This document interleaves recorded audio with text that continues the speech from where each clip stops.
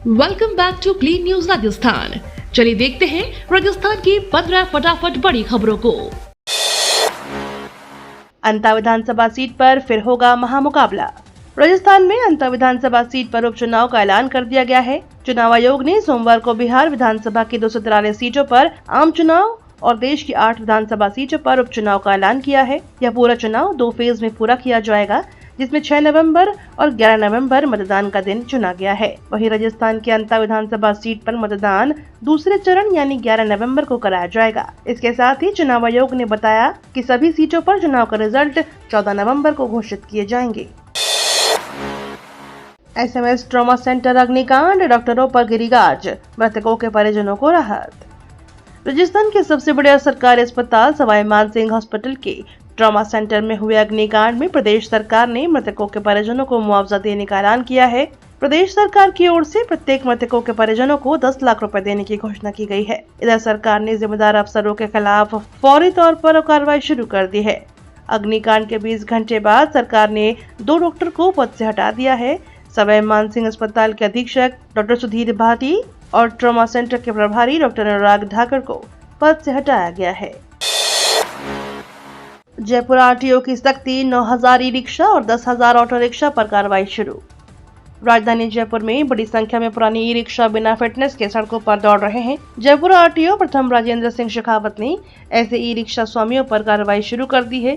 पहले फेज में करीब 9000 से अधिक ई रिक्शाओं को चलन से बाहर करने की तैयारी की जा रही है। आरटीओ की ओर से इन सभी वाहन स्वामियों को नोटिस जारी कर 15 दिन का समय दिया गया है। यानी निर्धारित समय में वाहन स्वामी फिटनेस नहीं करवाते हैं तो उनके पंजीयन निलंबित कर दिए जाएंगे। इनमें ज्यादातर ई रिक्शा 9 साल से अधिक पुराने हैं और अब जीर्ण शीर्ण हालत में हैं, जिनकी फिटनेस करवाना संभव नहीं है।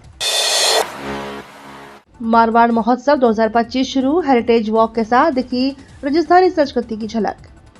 राजस्थान का ऐतिहासिक और सांस्कृतिक रूप से समृद्ध शहर जोधपुर एक बार फिर अपनी गौरवशाली परंपराओं को प्रदर्शित करने के लिए तैयार है। जोधपुर को नीला शहर और सूर्य नगरी के नाम से जाना जाता है।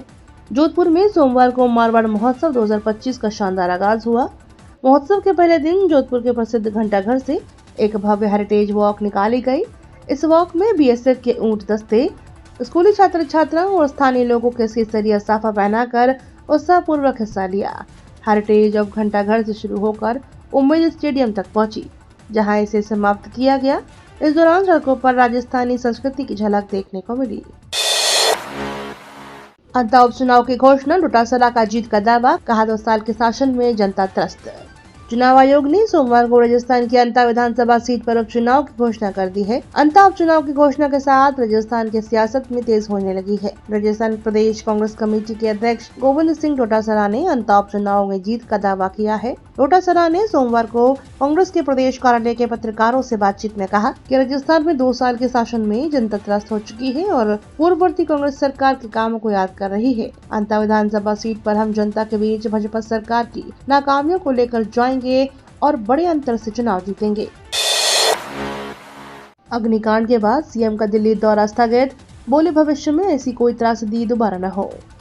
मुख्यमंत्री वजनलाल शर्मा दिल्ली दौरा एसएमएस अस्पताल की आगजनी की घटना के बाद स्थगित कर दिया गया।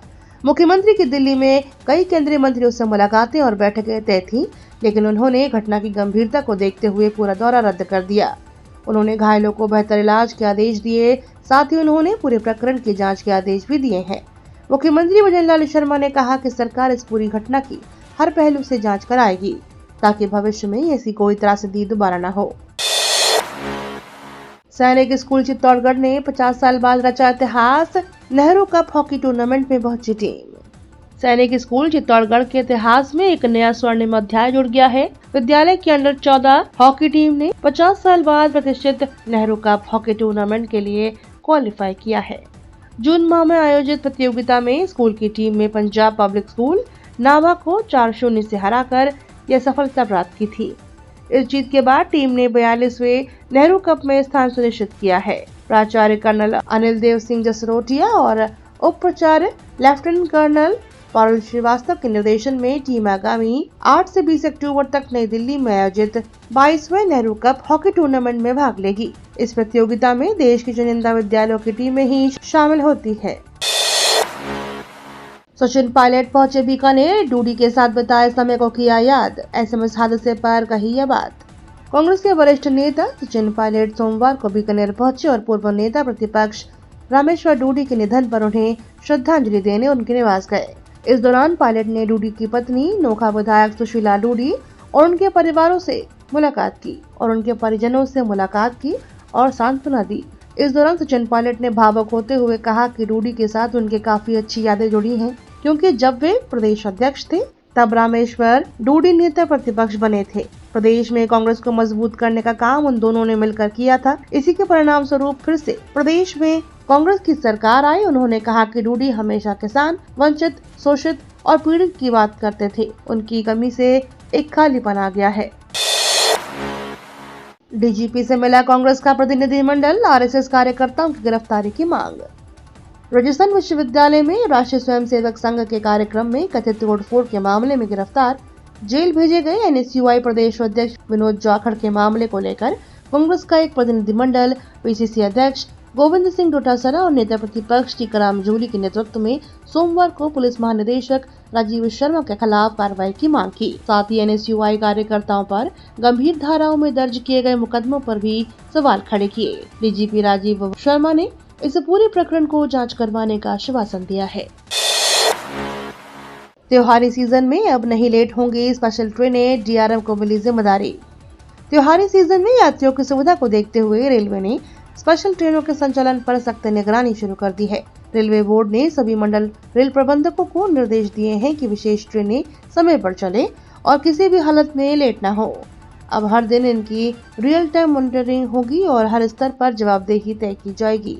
अब तक स्पेशल ट्रेनों की निगरानी सामान्य मेल या एक्सप्रेस दोनों की तरह नहीं होती थी। इसके चलते वे अक्सर देर से चलती थी। जल्द पेट्रोल कार की कीमत में मिलेंगे इलेक्ट्रिक वाहन, नितिन गडकरी का बड़ा दावा।